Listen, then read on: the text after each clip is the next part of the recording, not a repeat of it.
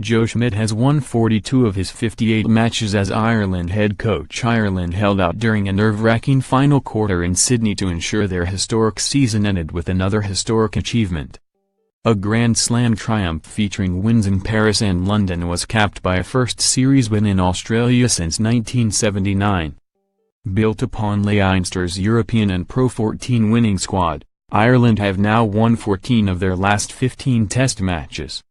It has been the greatest season in Irish rugby history, but can they better it at the 2019 Rugby World Cup? Relive Ireland's series win over Australia. The Irish pack mauled CJ Stander over the line in Sydney to give the visitors an 8-point lead at the start of the second half. But, in the final fixture of a long season, the men in green had to summon a dogged defensive effort for the remainder of the game to deny Australia. "It's been a long 18 months but it's thoroughly worth it," said Ireland and Leinster prop Jack McGrath. "We've raised the bar. I'm looking forward to a bit of a break now. We've just raised the bar for ourselves in provincial and international, so it's all good times and hopefully they keep rolling on." McGrath and Munster captain Peter O'Mahony both won their 50th Test caps against the Wallabies, but neither player could say they are assured of their place in the Irish starting team, which demonstrates the strength and depth that head coach Joe Schmidt has built in his squad. Both McGrath and O'Mahony had to sit helplessly on the sidelines for the final stages of the game as Merrick Okoro but scored a sensational try for Australia and the home side attacked in waves. Johnny Sexton's late penalty afforded the visitors some breathing space before the Wallabies' last gasp attack fizzled out with a loose pass that bounced out of play. "It just shows how far this group has come," added McGrath. "It was amazing to watch the last 20 minutes. The belief that is now here to be able to grind it out, I suppose.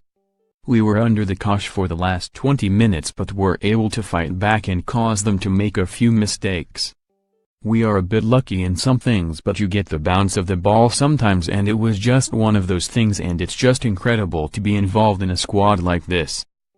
It's a great place to be at the moment."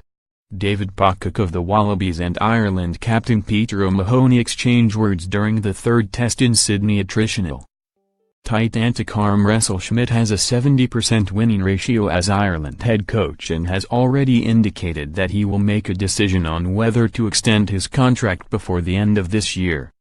The New Zealander will be in charge for the World Cup and hopes his team's historic win in Sydney will prepare the players for the challenges they will face in Japan. "It was attritional, it was Titanic, and it was an arm wrestle where there was never going to be much of a margin on the scoreboard at the end of the day," said Schmidt. "I felt with the wave upon wave that came at us, it's hard to keep digging. Definitely the second half.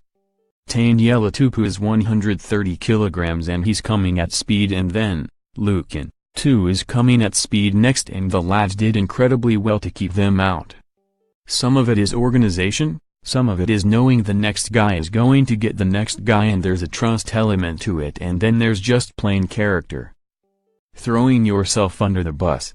Ireland's halfbacks Johnny Sexton and Conor Murray celebrate their victory against Australia. Character building. The victory in Sydney means Ireland end their season in second place behind New Zealand in the world rankings and 5 spots ahead of Scotland. Schmidt and his players will not entertain speculation about whether or not they can create further history by becoming the first Irish men's team to reach a World Cup semi-final. Their opening opponents in Japan next year. But former Ireland head coach Eddie O'Sullivan expects the Six Nations champions to build on their season of success. "This is the kind of victory that builds character into a team, convinces Ireland that they are definitely number 2 in the world, practically 1 year out from the World Cup," said O'Sullivan. "It will come down to those tight margins, but you've got to be there to give yourself a shot. This team is definitely good enough to give themselves a shot, and then the question is, can you take it when you get it? But on that basis you'd have to say that we're right in there. Will we do it? We don't know, but we can do it, and I think that's what today has proven."